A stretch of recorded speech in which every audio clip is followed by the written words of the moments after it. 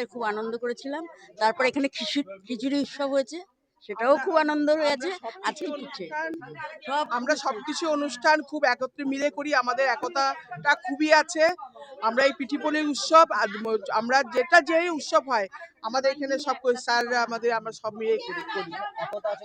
একতা, হ্যাঁ, আমাদের প্রচন্ড একতা, আমার যে আমরা সবাই মিলে আনন্দ ফুর্তিটা করি সব ব্যাপারেই, মানে সব অনুষ্ঠান প্রতি বছরে, মানে বছরে যে একটা বছরে যতটা অনুষ্ঠান হয় দুঃখের কথা হলো কি এখানে ব্যায়াম করার একটু অসুবিধা হয়, জায়গাটা কম, একটু জায়গাটা বাড়াইলে একটু ভালো হয়, এই হচ্ছে ব্যাপার।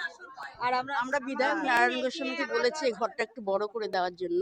আমাদের যা মেম্বার এই ঘরে কুলার এটাকে বাড়ানোর জন্য আমাদের প্রতিশ্রুতি দিয়েছেন।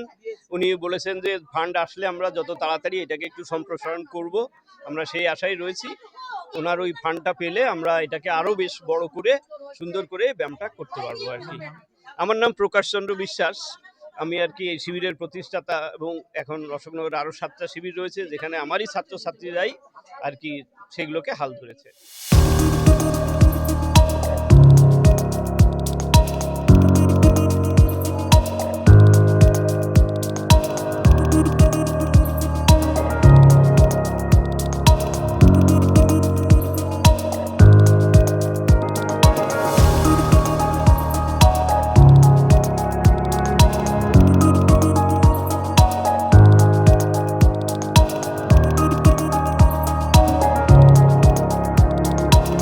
ওরা অশোকনগর পূর্বাচল প্রাণায়াম কেন্দ্র, যা 19 বছরের ঐতিহ্য। আমাদের যোগী ভাই বোনেরা দীর্ঘদিন ধরে এখানে সকালবেলায় প্রাণায়াম যোগ করে থাকেন এবং শারীরিকভাবে সুস্থ থাকেন।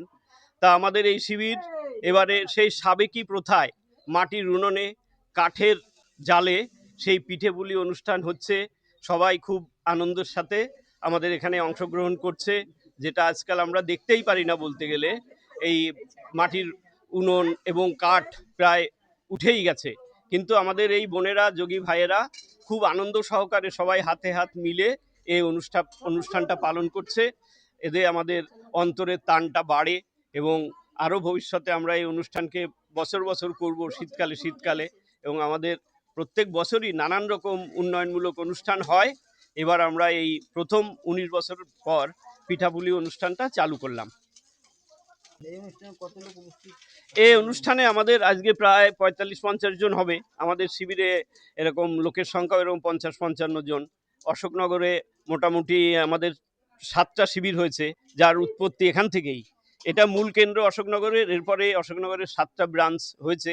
প্রত্যেক জায়গায় কিছু কিছু জায়গায় আছে আরও বেশি লোক সংখ্যা হয়। তা আমাদের এটাই আর কি মাতৃভূমি বলা যেতে পারে অশোকনগরে প্রাণায়াম শিবিরের। হ্যাঁ হ্যাঁ, এটা প্রত্যেক বছরই আমরা করব। এবছরই প্রথম উদ্যোগ নিলাম, এবং আমাদের মায়েরা বোনেরা তাদের বাড়ি থেকে মাটির উনুন কাঠ এনে নিজেরা কি সুন্দরভাবে করছে একসাথে দেখেন। প্রকাশ বিশ্বাস হচ্ছে আমাদের স্যার আর কি, ইনি হচ্ছে আমাদের উদ্যোক্তা, আর ইনি এনার কাছেই আমরা শিখি আর কি। এখানে পূর্বাচলে ইনি প্রথম মাস্টার আমাদের এখানকার, আর ওনার কাছেই আমাদের আর ইনি হচ্ছে এনার ম্যাডাম, ইনিও 8 নম্বরের শিবিরে উনি শেখান। 8 নম্বর পল্লীর সঙ্গ প্রাণায়াম শিবির আছে, খুব ভালো লাগছে। পিঠের গন্ধ আমাদের এখানে অতিথি, দারুণ অনুষ্ঠান, দারুণ লাগছে সবার। আমাদের আমরা চাই বছর বছর আমাদের খুব আনন্দ, আমরা মানসিকভাবে অনেক ছোট হয়ে গেছি। আমরা বয়সেও এই প্রাণায়াম করে আমরা অনেক ছোট হয়ে গেছি। খুব খুব আনন্দ সহকারে সব করছি। আমরা সবাই এক আত্মা এক প্রাণ, আমরা সবাই এক আত্মা এক প্রাণ, আমরা খুব আনন্দ করি। এই প্রথম আমাদের পিঠেপুলি উৎসব হচ্ছে, আমরা যেন আগামী দিনে সবাই সুস্থ থেকে সবাই যেন ভালোভাবে করতে পারি। আমরা এই প্রথম করছি, এবার থেকে আশা করছি প্রতি বছরই হবে এই পিঠে উৎসব।